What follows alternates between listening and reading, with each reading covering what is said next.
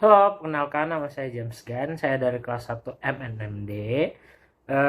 Hari ini saya akan membahas tentang pengaruh media sosial terhadap remaja. Nah, sebelum kita masuk ke topik utama, mari kita bahas tentang apa itu media sosial. Nah, media sosial adalah suatu interaksi sosial antara individu dalam berbagi dan bertukar informasi. Media sosial dapat mencakup berbagai ide, pendapat, gagasan, dan konten dalam komunitas virtual, serta mampu menghadirkan dan menetralisasikan cara berkomunikasi baru dengan teknologi yang sama sekali berbeda dengan media tradisional. Nah, kita akan membahas tentang fungsi media sosial. Awalnya media sosial diciptakan sebagai alat komunikasi. Namun seiring perkembangannya zaman dan teknologi, ada banyak sekali manfaat yang diberikan oleh media sosial, baik yang berkaitan dengan interaksi sosial hingga dijadikan sebagai alat dalam memudahkan jual beli. Berikut adalah fungsi yang diberikan media sosial dalam kehidupan kita, terlepas dari dampak buruk dan dampak negatifnya dan positifnya dalam media sosial. Yang pertama, komunikasi. Fungsi pertama dari media sosial adalah membangun ekosistem komunikasi yang baik bagi para pengguna. Komunikasi bagi seluruh orang di dunia berkumpul dalam suatu tempat meski tak bertemu secara langsung, yaitu secara daring. Media sosial berhasil dalam membangun komunikasi tanpa batasan waktu dan geografi. Yang kedua, branding. Media sosial selalu berkembang dan memberikan berbagai kebutuhan bagi manusia, termasuk dalam hal branding. Membangun citra diri di mata masyarakat. Nah, pengguna media sosial memiliki cara tersendiri dalam melakukan branding menggunakan media sosial. Inilah yang seperti contohnya kita bisa jualan produk kita, atau kita bisa membangun citra diri kita sendiri di media sosial. Yang ketiga, tempat usaha. Media sosial bisa digunakan sebagai tempat usaha atau kita bisa berbisnis dengan menggunakan media sosial. Media sosial digunakan sebagai tempat bisnis bisa berlaku dan berjalan selama 24 jam. Yang namanya media sosial, di mana seluruh dunia menggunakan media sosial, jadi semua dunia bisa mengakses apa yang kita jual gitu. Yang keempat, marketing. Kemudahan dalam mengakses media sosial menjadikan sebagai platform dalam menciptakan layanan mempermudahkan melakukan bisnis. Nah, ini tuh termasuk dampak positif media sosial. Cara ini terbukti untuk meningkatkan keuntungan dan memudahkan pengguna dalam mendapatkan kebutuhan. Selain itu, bagi perusahaan juga bermanfaat ketika mereka memasarkan produk mereka. Yang selanjutnya, jenis media sosial. Jenis-jenis media sosial itu ada 3. Yang pertama itu layanan blog.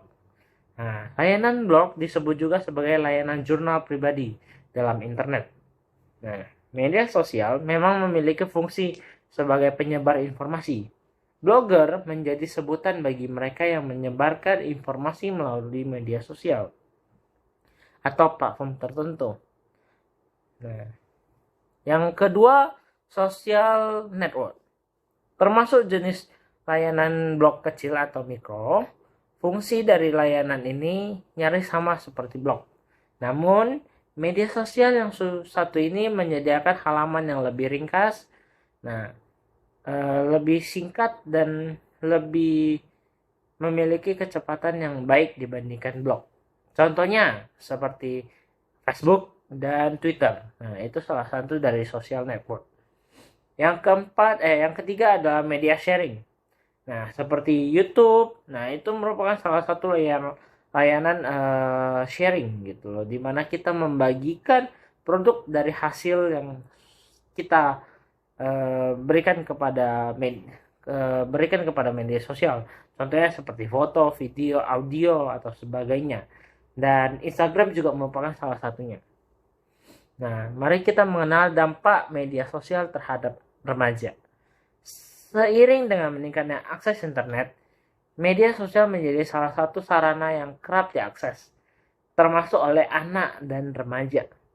Para orang tua perlu waspada karena media sosial bisa memberikan dampak yang memengaruhi kehidupan anak dan remaja. Sebagian besar media sosial memberlakukan aturan usia tertentu saat mendaftar, rata-rata pada usia 13 tahun. Hanya saja pemalsuan usia masih sangat mungkin dilakukan secara daring atau bisa dikatakan online. Keuntungan dan kerugian pemakaian media sosial. Media sosial tidak selalu memberikan dampak buruk bagi remaja dan anak.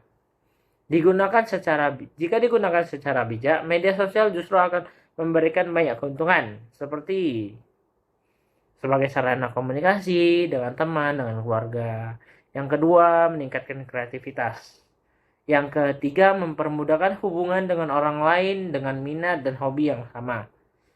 Dan keempat, membuka kesempatan untuk berpartisipasi dalam berbagai organisasi atau kegiatan kemanusiaan. Nah, meskipun demikian, media sosial juga bisa jadi memberikan dampak buruk jika tidak digunakan secara bijak.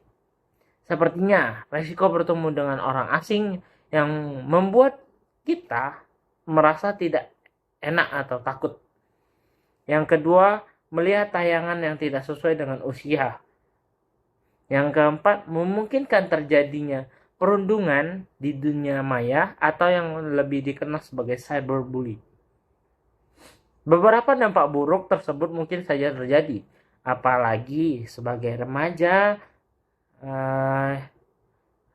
yang memajang foto dengan nama asli mereka. Tak hanya itu, para remaja ini juga menyebutkan tanggal lahir mereka, sekolah mereka. Nah, itu mungkin dapat membuat beberapa hal, atau mungkin mereka bisa dijadikan sebagai target yang atau pihak yang dirugikan gitu loh. Nah,